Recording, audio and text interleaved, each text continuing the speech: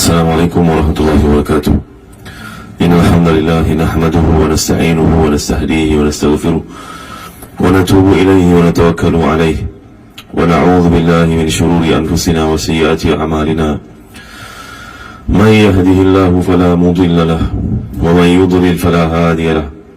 أشهد أن لا إله إلا الله وحده لا شريك له، له الملك وله الحمد وهو على كل شيء قدير، ولا حول ولا قوة إلا بالله العلي العظيم. سبحانك لا علم لنا إلا ما علمتنا إنك أنت العليم الحكيم. اللهم صل وسلم وبارك على سيدنا محمد وعلى آل سيدنا محمد كما صليت وسلمت وباركت على سيدنا إبراهيم وعلى آل سيدنا إبراهيم في العالمين إنك حميد مجيد. أما بعد. Firman Allah SWT dalam ayat ke-102 dari surah Al-Baqarah, A'udzu billahi minasyaitonir rajim.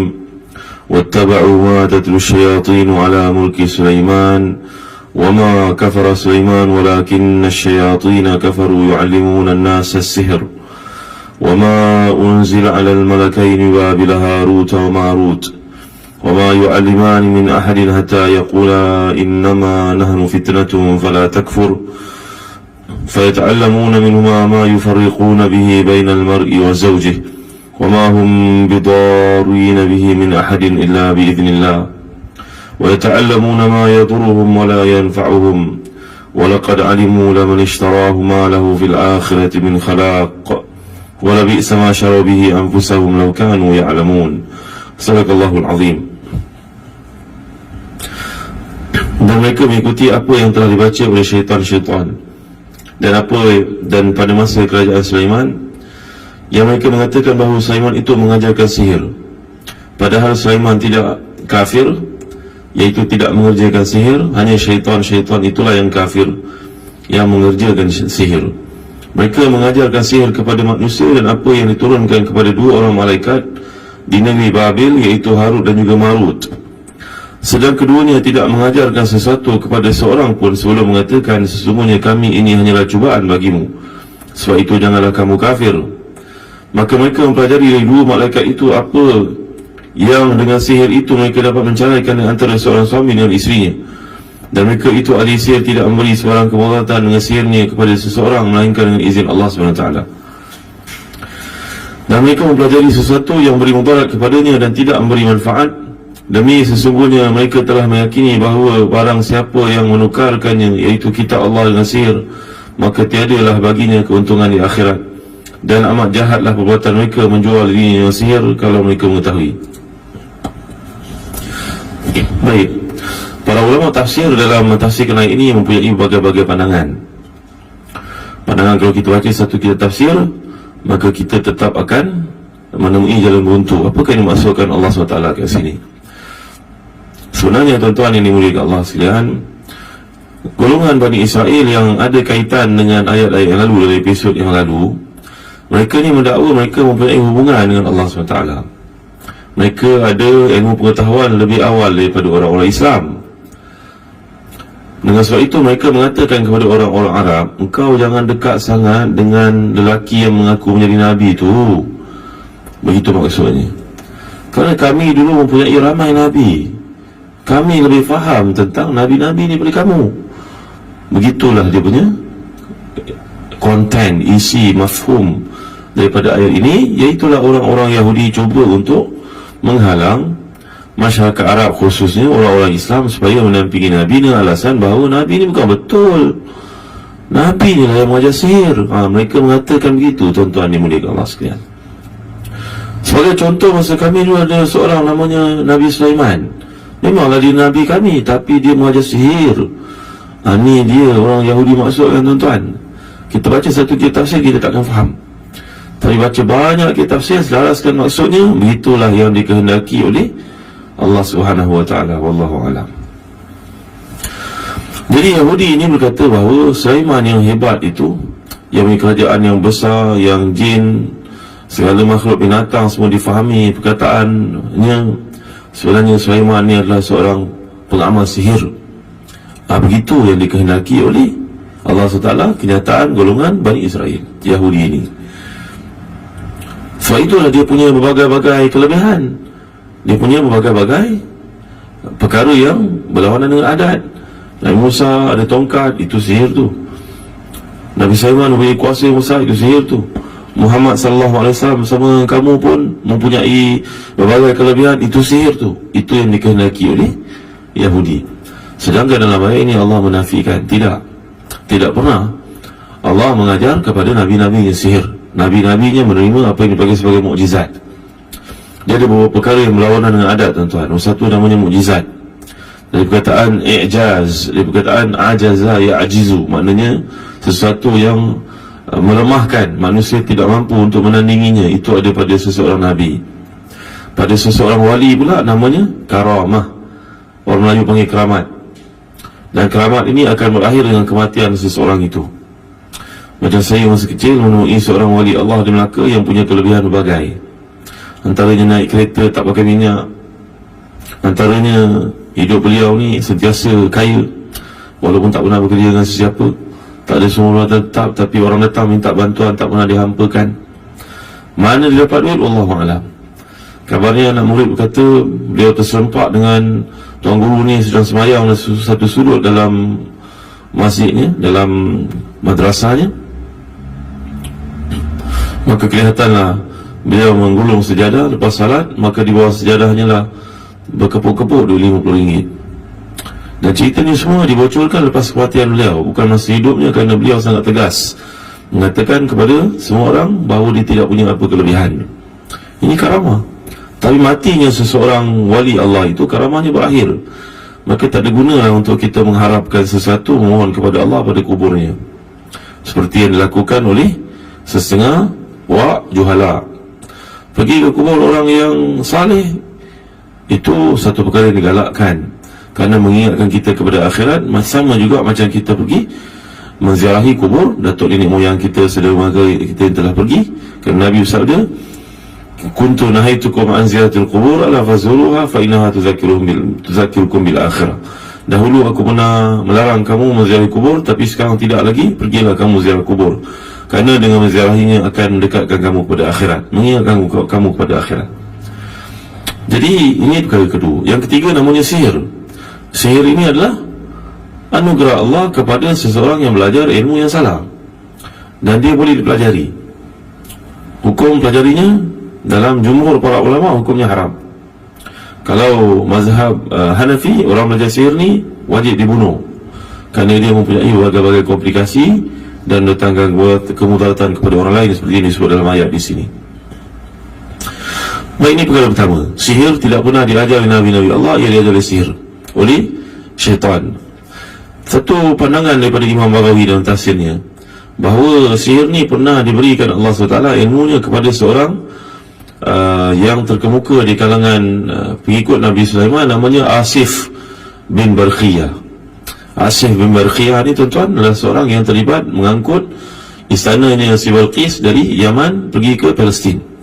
Dalam kisah yang masyhur, Asif, Alif Sad Fa, Asif bin Barkhiyah. Beliau ni adalah seorang alim, seorang ahli kitab, yang mana dalam surah yang lain kita akan lihat kisah bagaimana Nabi Sulaiman menanyakan kepada tenteranya siapakah yang boleh membawa datang istana Balqis yang telah dipastikan itu menyembah matahari, agar dibawa datang ke Palestin. Maka katalah jin yang paling kuat, ya, Ifrit. Qala ifritu minal jinni ana atika bihi qabla an taquma min maqamik. Aku boleh datangkan istana ini sebelum tuan Nabi bangun daripada duduknya tuan. Mana duduk, bangun dari rumah mata. Maka berkatalah Asif bin Barkhiyah, seorang alim, seorang wali Allah pada zaman itu, ikut Nabi yang setia ni, ana atika qabla an yartadda ilaika tarfuk. Aku boleh mendatangkan kepada tuan Nabi sebelum berkelipnya mata. Di situ Allah SWT nak menunjukkan kepada kita kelebihan orang ada ilmu, kerana Asif bin Barkhiyah adalah seorang ulama.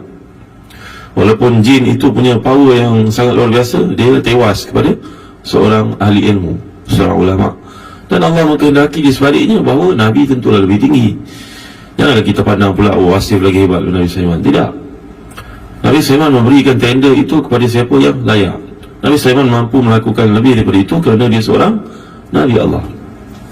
Maka tuan-tuan yang dimuliakan Allah sekalian, Asif ini telah pun dikurniakan Allah Taala ilmu sihir. Maka Asif tidak pernah beramal dengannya.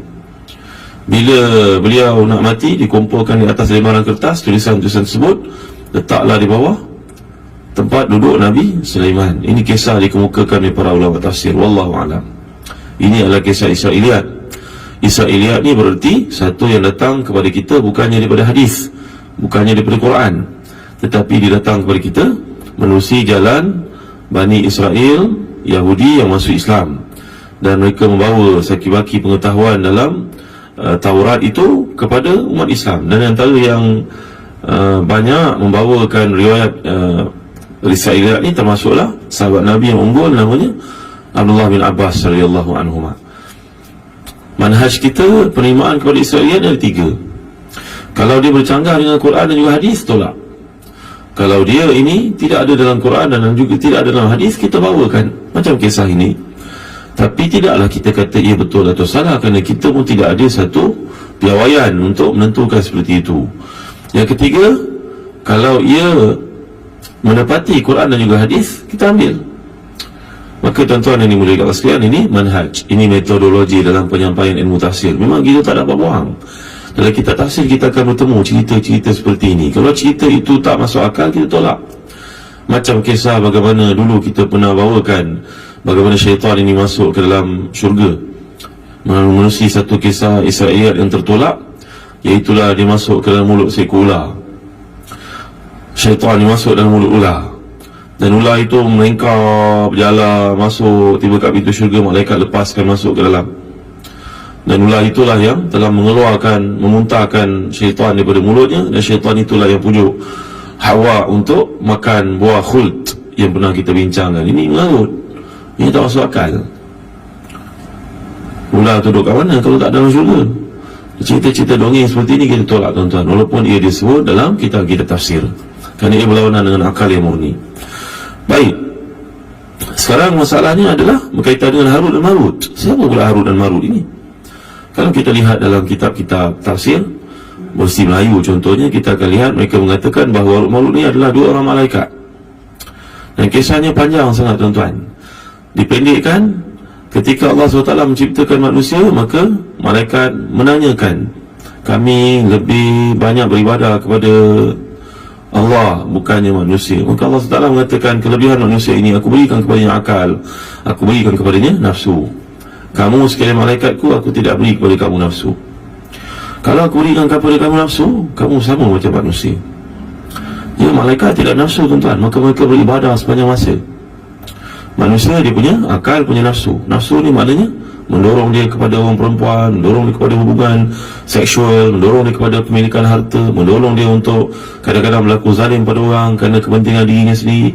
Maka tuan-tuan yang dimuliakan Allah sekalian, sekarang bila malaikat bertanya seperti itu, maka Allah berikan, sekarang kau pilih di kalangan kamu siapakah yang paling kuat beribadah, dan aku akan berikan kepadanya nafsu sebagai ujian. Maka mereka memilihlah 2 orang bernama Harut dan juga Marut. Orang Melayu panggil Karut dan Marut. Ini bahasa Arab, Harut dan Marut. Ya, jadi apa berlaku tuan-tuan? Maka Allah berikan kepada nafsu. Mereka pun diturunkan ke muka bumi untuk dilihat oleh para malaikat. Ini kisah Israiliyat saya sebut oleh tuan-tuan ya. Maka mereka pun turun ke dunia. Allah SWT pesan, jangan zalim pada orang, jangan minum arak, jangan berzina. Mereka turun ke muka bumi sebagai manusia yang terhormat, rupa paras manusia yang terhormat. Maka manusia pun mengambil mereka menjadi hakim, pemimpin. Kerana malaikat adalah orang yang bijak, pernah berpengalaman duduk bersama dengan para malaikat, hubungan yang rapat dengan Allah SWT. Maka dilantik menjadi hakim. Tuan-tuan, dilantik menjadi hakim, dia manusia biasa, dia malaikat yang telah dijadikan manusia. Maka berlakulah satu kes melibatkan seorang perempuan cantik dengan sekian lama masa berlalu, kedua-duanya dapat buat keputusan yang baik. Sentiasa tiba-tiba datanglah dugaan. Maka perempuan yang cantik ini menuntut haknya daripada lelaki. Maka dalam keputusan tersebut dia tetap memihak kepada yang benar, Tapi perempuan ni telah melakukan tipu daya. Pergi ke rumah hakim, ajak hakim minum arak. Mula-mula tidak mahu, tapi lama kelamaan terpedaya melihat perempuan ni cantik, maka minum arak. Lepas minum arak, berzina pula dengan perempuan ini. Dan akhirnya bila berzina dengan perempuan ini, bunuh orang pula untuk cover case. Maka jadi melarat satu kepada yang lain. Maka Allah SWT telah pun menetapkan kepada dua orang malaikat ni, sekarang kamu lihat kawan-kawan kamu yang berada di bumi, mereka bahkan lebih teruk dari manusia bila aku berikan kepadanya nafsu. Maka bagaimanakah keputusannya untuk dihukum dua orang malaikat ini? Maka mereka pun buat keputusan dengan keredaan kedua malaikat tadi, engkau nak dihukum di dunia ke ataupun di akhirat? Hukuman dunia ke atau hukuman akhirat? Maka mereka pilih hukuman dunia. Maka Allah SWT telah pun mengangkat mereka ni kedua-duanya, digantungkan di dunia, digantungkan. Ini kisah Israeliat tuan-tuan. Ada setengah mengatakan diangkat menjadi bintang di langit. Cerita ni susah nak masuk akal lah tuan-tuan. Kerana para ulama pun dari Sultan Tazkiyatun Nufus menerangkan kepada kita bahawa kalaulah seorang itu melakukan dosa, Allah SWT mengampunkannya dengan sebab taubat nasuha. Maka kenapalah dua orang malaikat ni, walaupun dia tersilap, dia mengaku telah tersilap, masih lagi dikekalkan hukuman itu kepadanya. Jadi ada banyak persoalan yang timbul di sebalik kisah ini. Yang pentingnya, maka Allah SWT menjelaskan di sini, Nabi tak pernah mengajar sihir, dan Harut dan Marut pun tidak pernah mengajar sihir kepada manusia. Yang mengajar sihir adalah syaitan. Syaitan itu yang mengajar sihir. Ya, ternyata ayat ini panjang, perlukan huraian yang lanjut. Kalau tak, dia tersangkut tuan-tuan yang mulia Allah sekalian. Nanti kita akan lihat lagi pada kuliah akan datang dengan izin Allah SWT. Wallahu alam, wa sallallahu ala sayyidina Muhammad wa ala alihi wa sahbihi wa baraka wa sallam. Walhamdulillahi rabbil alamin. Wassalamualaikum warahmatullahi wabarakatuh.